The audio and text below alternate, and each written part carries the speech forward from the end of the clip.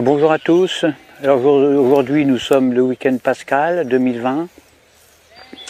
Vous voyez, c'est le printemps, là il y a les cerisiers qui sont en fleurs, les pissenlits, c'est super beau, il y a du jaune. Le jaune c'est super.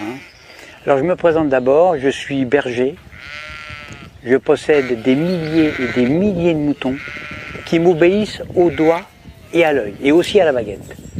Mon rôle de bon pasteur est de les protéger avec amour. Donc je les nourris bien, j'en prends soin. Un mouton, parce que je sais qu'un mouton bien élevé avec amour, eh bien c'est l'assurance d'obtenir une laine soyeuse, de qualité, et une viande fondante d'un goût incomparable. Ça c'est certain, moi j'aime mes moutons. Alors pourquoi mes moutons sont heureux, mais vraiment heureux quand je les tonds? Pourquoi est-ce qu'ils ne réagissent pas? Pourquoi est-ce qu'ils ne réagissent pas quand je les vaccine, quand je les sacrifie sur l'autel de la gastronomie? Il y a un mystère, il y a un mystère. Surtout quand on sait que moi, je suis qu'un petit bonhomme fragile, qui ne ferait pas le poids face à un mouton en colère. Un seul mouton en colère, un seul bélier peut me tuer d'un seul coup. Eh bien le secret, le voici.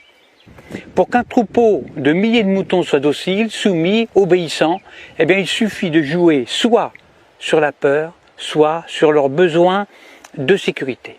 Exemple, quand j'ai besoin de les tondre, ou de les vacciner, ou de les confiner, ou même de les mener à l'abattoir, eh bien je leur crie « Attention, voilà un loup ! Il y a un gros loup !» Donc là, je joue sur la peur. « Courez vite dans la bergerie, allez vite, vite, vite, réfugiez-vous là-bas !»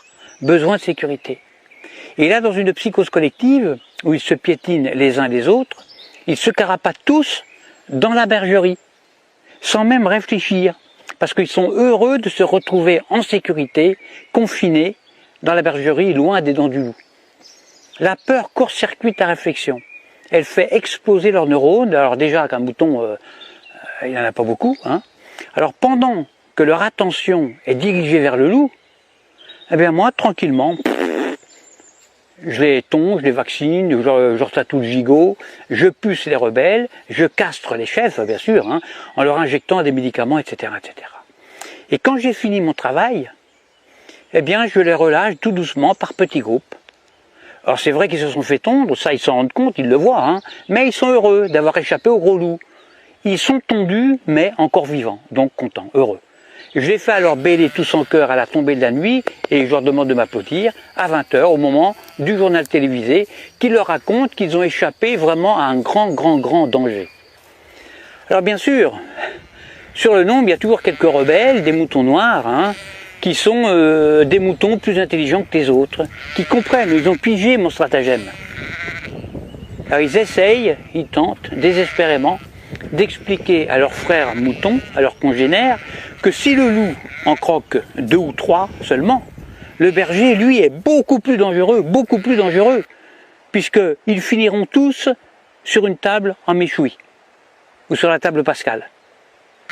Alors il faut les gérer, ces moutons noirs, qui ne veulent pas rentrer dans la bergerie, parce que ce sont des rebelles, ce sont des esprits libres. Alors à ceux-là, soit je leur montre mon bâton, soit je les fais mordre par mon chien. Alors le mieux, c'est d'égorger un seul mouton noir devant les autres. Alors ça, c'est super efficace. Ça. Pour un seul de sacrifié, j'en terrorise des milliers qui deviennent, mais alors, doux comme des agneaux. J'en tue un et j'en soumets des milliers. C'est comme ça qu'on étouffe la moindre velléité de révolte. Alors, il y a de nombreux hommes politiques qui viennent me demander de les coacher, alors que moi je ne suis qu'un simple berger, je suis qu'un pauvre berger.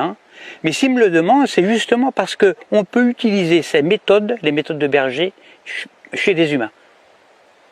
En effet, la différence entre le comportement des moutons et celui des humains, eh bien c'est que justement, il n'y a aucune différence. C'est ça le secret. Le secret est là, il n'est pas ailleurs. Donc, quand on veut faire passer une loi impopulaire, qui ne fait pas plaisir, eh bien on le fait pendant que la population a peur. Par exemple, on parle de crise climatique, de crise de la dette, de crise financière, de tempête, de canicule, de terrorisme, de crise sanitaire, etc., etc. À cause du coronavirus, et là on joue avec la peur, eh bien on a réussi à confiner non pas des milliers de moutons, mais des milliards d'humains sur toute la planète. sur toute la Terre. Des humains, confinés comme des animaux. Des humains déshumanisés. Et le pire, le plus révoltant, le plus dramatique, c'est que les chefs rebelles ferment leur gueule. Les grands chefs, ils acceptent aussi leur confinement. Alors la seule solution pour s'évader de ce piège machiavélique serait un réveil collectif. Alors moi personnellement, je ne perds plus mon temps à essayer d'éclairer les blaireaux. Ça ne sert à rien, ça ne sert strictement à rien. Parce que quand j'explique la stratégie dont sont victimes les moutons, soit le mouton est déjà éveillé, alors dans ce cas-là, toutes mes explications sont vraiment inutiles, ou alors je tombe sur un mouton con. Et si c'est un mouton con, il ne comprendra rien à ce que je lui raconte. Parce que justement, c'est un mouton con. Alors il faut faire attention parce que le mouton con, lui, il n'est pas fautif. Il est con, c'est tout, c'est pas sa faute. Alors à bientôt pour une prochaine vidéo. Pensez à vous abonner, à diffuser la vidéo parce que je me présente aux prochaines élections présidentielles et puis j'ai besoin de beaucoup d'électeurs. Et je dis, vive moi, votre futur président dictateur.